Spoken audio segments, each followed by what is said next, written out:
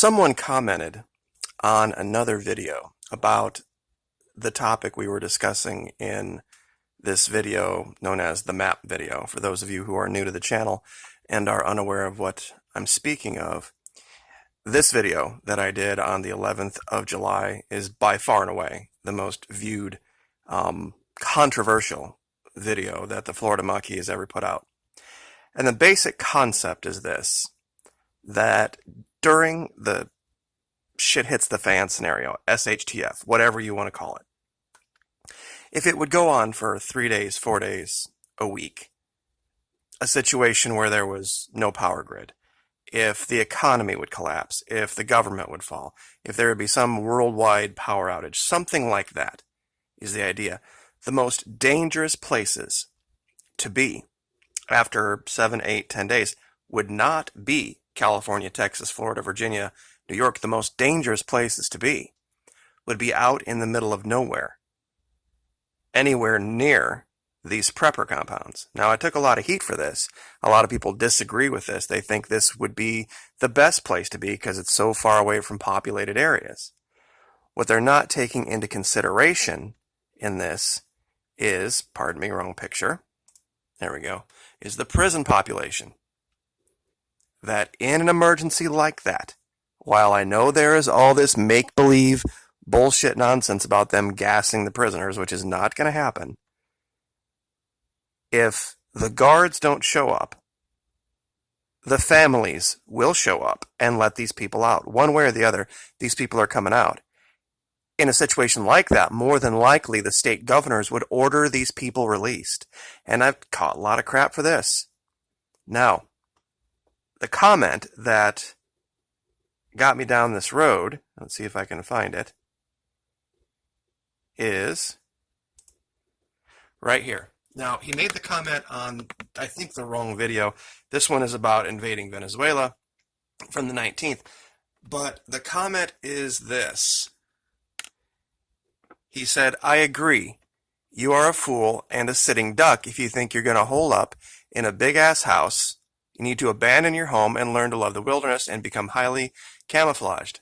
I'm talking your shelter needs to be a hole. You need to gather food and supplies at night, sleep during the day. Night vision, of course, good weapons and a crew that can hack it and not whine, bitch, and complain about bugs and shit.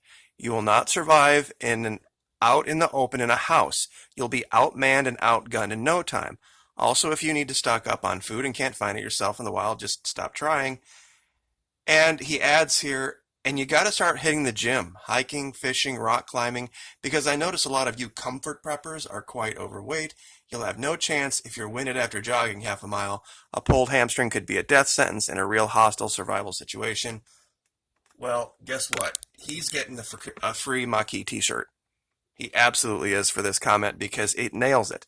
It absolutely nails it. And let's see if I can find the right picture here. I brought this picture up to try to illustrate a point. If you screw up in the military to the point that they need to send you to a correctional unit, they don't send you out to the range. They start you back over from the beginning in basically a basic combat training environment. And anybody who's ever been in that environment knows that it's not what they're asking you to do, it's the conditions under which they're asking you to do it. Lack of sleep, getting yelled at all the time, tired, blisters, hungry, hot, just completely living on top of each other and under stress all the time. And 99% of what they ask you to do is PT. You spend way more time doing PT in the military than you do qualifying with your weapon. What does that mean? That means the U.S. military places a much greater emphasis on the survival of their soldiers being tied to their physical conditioning, not their access to food, not their ability to fire a rifle, not all the skills that you go through, your basic military skills. It's about you, yourself, maintaining yourself physically in a high state of physical readiness and conditioning. And that's what the military says. Now, think about this critically. These guys live every single day in a high-stress environment. Now, are they doing PT? No, but they are accustomed to living in high-stress environments, and the first thing these guys want to do if they would somehow find a way to get out is get out in the middle of nowhere as far away from people as they possibly could think to get. So sick of people, so sick of being on top of each other, and I'm telling you, this is where they're gonna go. They're not stupid. They are gonna go out, find a way to get out in the middle of nowhere, and they will. They don't care if they have to walk. They tell these guys right now, hey, today you're gonna walk for 10 miles out in the sunshine, in the fresh air. It'd be like a gift to these guys. To most preppers, they'd be like, oh man, that's too much exercise. I'm not going to walk out there in that heat. I'm going to sit here in my air conditioning and watch Fox. Seriously. And we're starting to see the stories of jails beginning to do that. This is Michigan. This one is West Virginia. This one is another one from Michigan. This one's Kentucky. This one is Nebraska. And this one, I want to show you guys how bad it really is, and they're not telling you. This is a 2015 article where they were talking about how it was getting incredibly out of their hands, for lack of a better term, the problem with the prisons being overcrowded. How it costs $1 billion to build a new prison, and how it costs a hell of a lot less to let them go. Now, remember, this is 2015. December 29, 2015, Ohio prisons, 50,641 inmates. 31% above design capacity. Okay? I want you guys to focus in on this because this is the numbers. This is just an example in Ohio.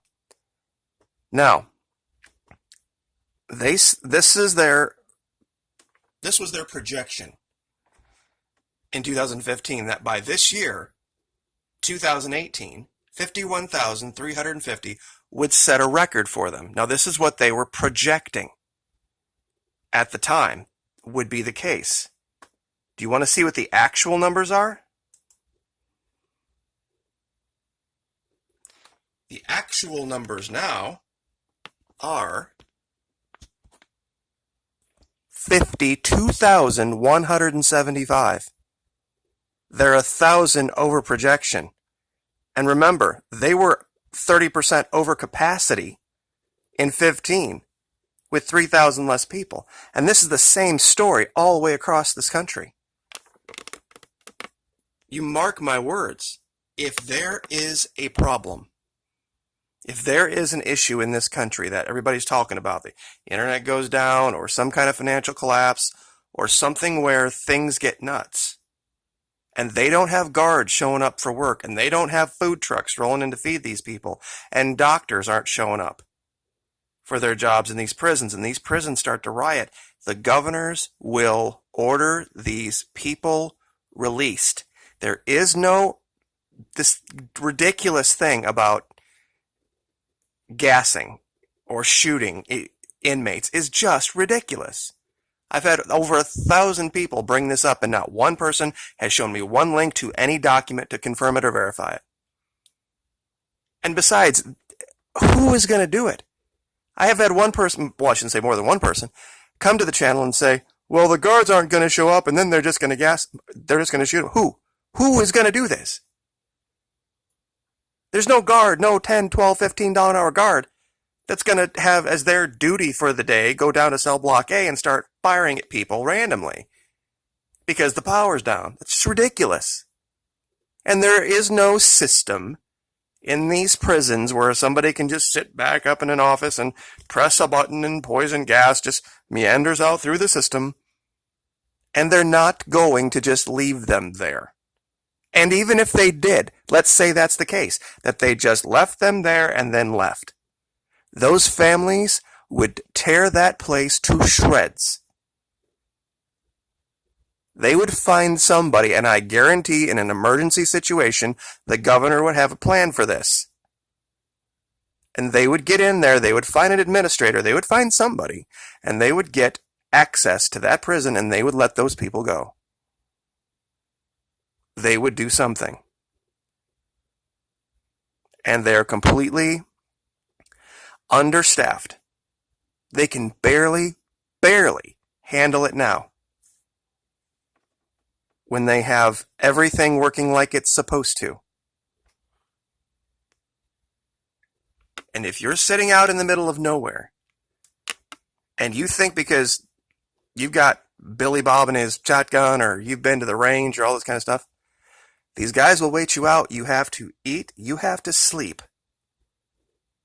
You have to do what people do when they eat. These guys are coming. And there's millions of them. And like I've said, and I'll leave it with this, because everybody misquotes me on this, 2.3 million prisoners. Even if I am only right about 1 in 10 being violent, and the other 90% not, that represents 250,000 violent prisoners just released, heading for Nebraska, Iowa, Missouri, Illinois. And there's going to be a whole lot of people out there that have been completely deluded about their abilities to defend themselves. Because like I said, if it was about BRM, if it was about your ability to shoot, don't you think the military would spend a lot more time on basic, BRM is basic rifle marksmanship, than they would PT and dealing with stress? 99% of your training in the military is dealing with stress and staying in shape. The rest of it is really not all that hard. It's really a lot like a job some days, a regular 9-to-5 job. But in training, this is what the military focuses on. And if they focus on that, don't you think you should be? And if there's 2.3 million prisoners that are living basically boot camp every single day just without the yelling, don't you think they might represent a little bit more of a threat than you're giving them credit for? Just something to think about. So we will leave it there. Like, share, subscribe.